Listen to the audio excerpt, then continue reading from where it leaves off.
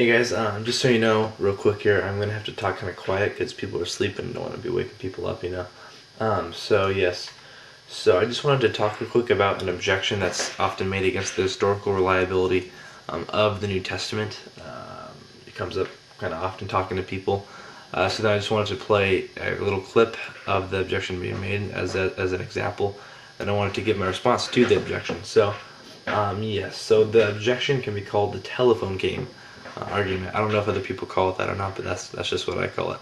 And it says that because the Bible, usually referring to the New Testament, has been handed down through generations and been copied from copies of copies of copies, and translated from translations of translations of translations, that therefore we can't trust that the Bible we have today resembles what was originally written in the original biblical manuscripts.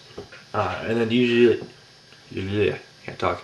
Usually this analogy, the analogy of the game of telephone is brought up, where one person starts with a sentence or a message, and they whisper into somebody else's ear, and they whisper into somebody else's ear, and then so on, and then you get to the end point, you get to the last person, and the message they have is just something totally different than what the original person said, because along the line, different people might have really kind of misheard what was said, or they might have said it wrong, just slightly wrong, something like that, and then over time, these slight differences result in this in this massive difference when you go from the original person to the last person. And so people who would use this objection against the New Testament, they would say, this is what we have with the Bible. The same sort of thing applies with the transmission of the text of the Bible. So I just want to play a clip here of a really popular YouTube user named Pogobat.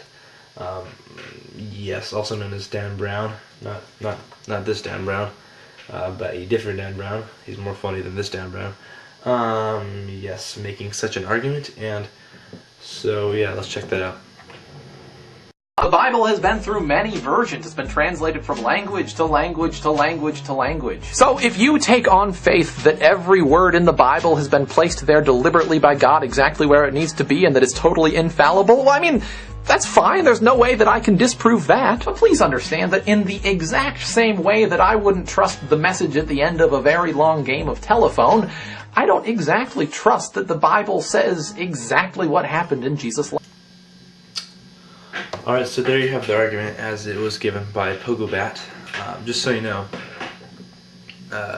my camera shuts off by itself every couple minutes or so, so somewhere along this next segment of the video, it's gonna stop and I'm gonna have to start again. So just so you're prepared for that.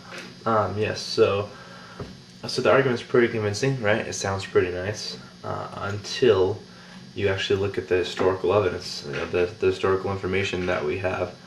So the main problem with it is that it's based upon a complete misunderstanding of how we have received the New Testament that we have today.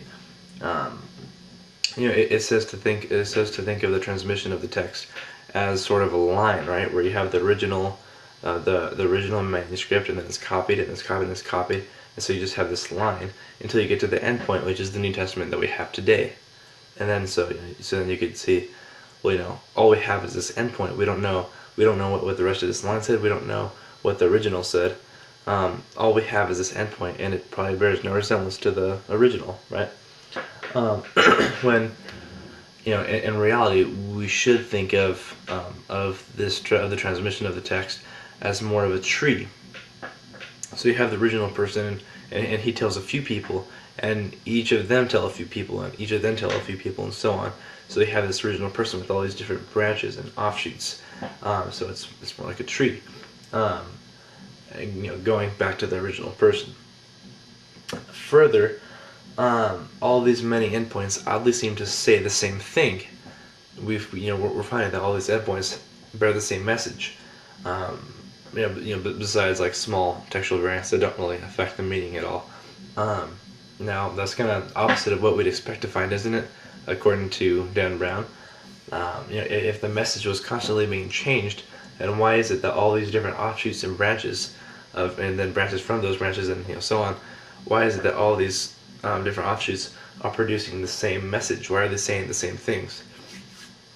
further, imagine that this telephone tree, that with this telephone tree, that not only does each endpoint receive nearly the same message, but we have voice recordings of each of the many, not each, of many of the different branch offs. So that we have not only what the endpoint said, but we have, what was said along the tree. So we have, stuff towards the endpoints, we have stuff more in the middle, stuff that's really, really close to the original person, so we have voice recordings of all these people, so we can see how it was transmitted from the original through, the rest of the tree.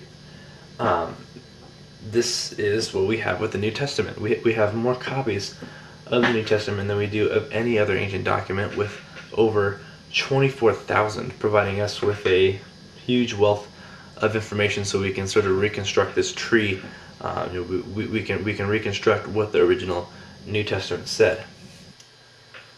All right. So as for the part about the copies of copies being translated from translations of translations of translations, once again the argument is just being deceiving.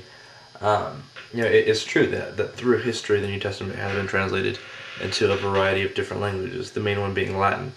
But we still also have over 5,000 Greek copies of the New Testament. So the mere existence of these manuscripts in different languages really affects nothing, because our modern translations are based mostly off of the Greek manuscripts. In reality, it doesn't really matter anyways, because we can compare these copies of the New Testament in different languages to what was originally written in the Greek. Well, by original I mean in the original language copies that we have. And what we find is that the translations of the New Testament into these different languages, that it's accurate with what the Greek New Testament said. In fact, the King James Version of the Bible, it's unlike most modern English translations, because most of our newer versions are based off, is translated directly from the Greek. But the King James is translated from a group of Latin manuscripts, which are based on the Greek. So while newer versions aren't translations of translations, it's just a translation. The King James is the translation of a translation. However, we can still take the King James and compare it with the Greek, and it's still extremely accurate. So this whole thing is really, there's no point to it. The mere existence of these translations affects nothing at all. So really, if we can't trust that we have what was originally written in the New Testament, then we are just going to have to throw away every other ancient document as well, because no other ancient document can boast of the textual evidence that the New Testament has. Just real quick here, I wanted to quote from N.T. Wright's Introduction to F.F. Bruce's book on the historical reliability of the New Testament. He puts it much more eloquently than I can. He says this: "We can trust the New Testament. For a start, the documents themselves, the manuscripts from which our knowledge of the New Testament comes, are in far, far better shape than the manuscripts of any other work from the ancient world by a very long way. Think of the great classical authors, Homer, Plato, Virgil, I'm not really sure how you pronounce that, Horace, or whoever, and you'll find that our knowledge of them rests on a small number of very late manuscripts, often as much as 1,000 years after the author's day. Examine the New Testament, and you'll find that our knowledge of it rests on a very large number of manuscripts, several hundred in fact, which go back as far, in some cases, as the early 2nd century, less than 100 years after the books were first written. There is better evidence for the New Testament than for any other ancient book." So there you have it. So let me know if anything I said didn't make sense, because I know I'm not that great at explaining things. So thanks for watching, and I'm looking forward to responses. Yeah, thanks.